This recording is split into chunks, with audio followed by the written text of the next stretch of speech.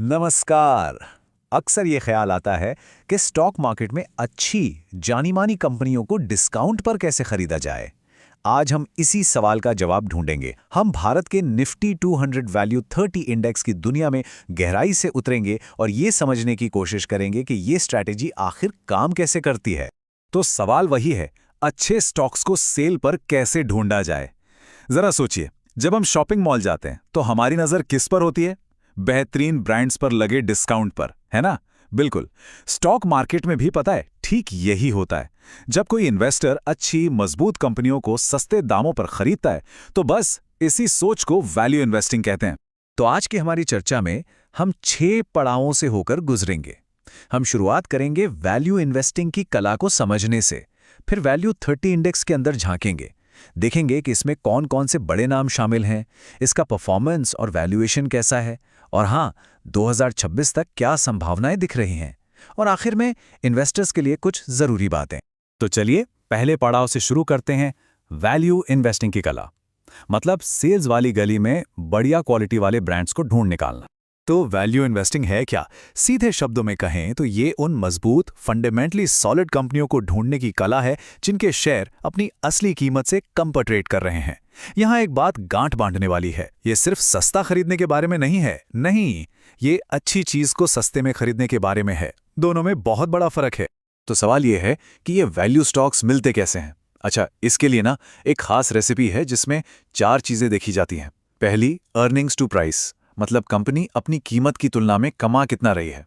दूसरी, book to price, यानी company की कुल संपत्ति उसके शेयर प्राइस के मुकाबले कितनी है।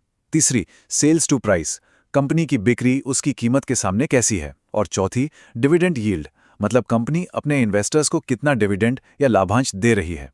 ये चारों चीजें मिलकर ही किसी कंपनी की असली वैल्यू बताती हैं। चलिए अब हमारी चर्चा के दूसरे पड़ाव पर आते हैं, वैल्यू 30 इंडेक्स को डिकोड करना। देखिए, अगर वैल्यू इन्वेस्टिंग एक फिलॉसफी है, एक सोच है, तो ये इंडेक्स उस सोच को एक्शन में लाने का एक खास टूल है। तो ये निफ्टी 200 वैल्यू 30 इंडेक्स है क्या?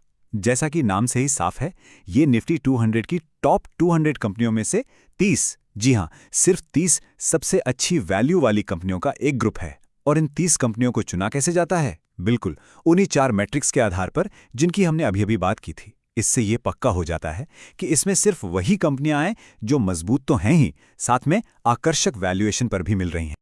अच्छा, तो अब जरा देखते हैं कि इस इंडेक्स में आखिर कौन कौन शामिल है। ये जानना बहुत जरूरी है कि इस पोर्टफोलियो के अंदर किस तरह की कंपनियां हैं।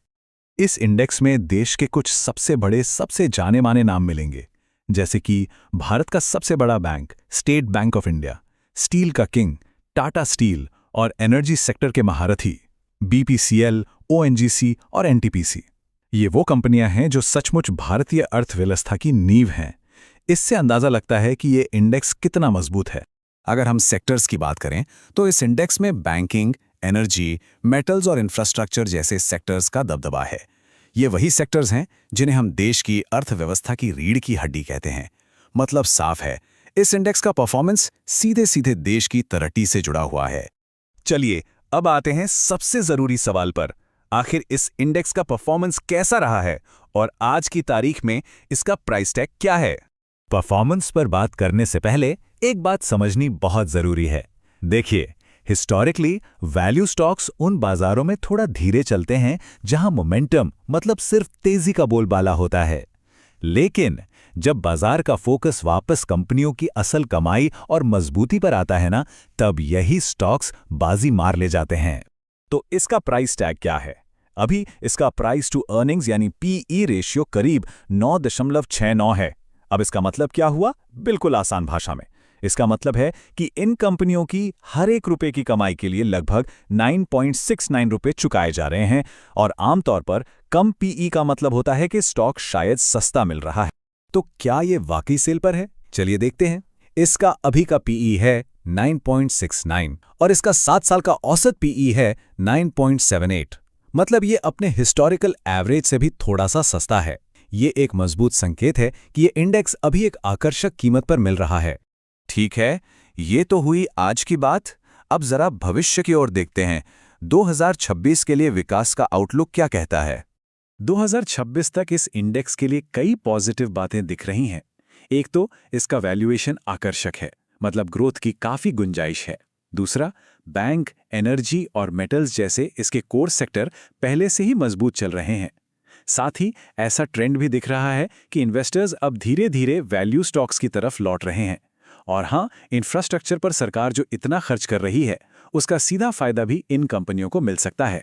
लेकिन तस्वीर का दूसरा पहलू भी देखना जरूरी है, मतलब इसके रिस्क्स। जैसा कि हमने पहले भी बात की, ये स्टॉक्स तेजी वाले मोमेंटम ड्रिवन मार्केट्स में पीछे रह सकते हैं। बढ़ती ब्याज दरें और ग्लोबल इकोनॉमी में अगर कोई स्लोडाउन आता है तो उसका भी इन पर असर पड़ सकता है।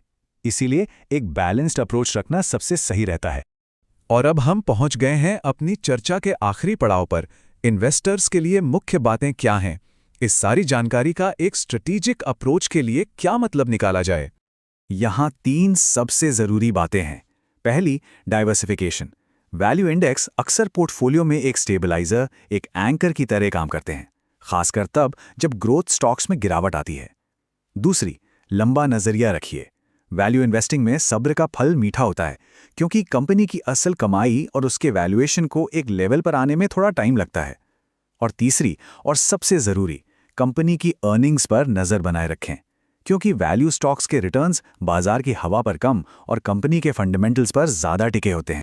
तो हम अपनी बात को एक विचारणीय सवाल के साथ खत्म करते हैं।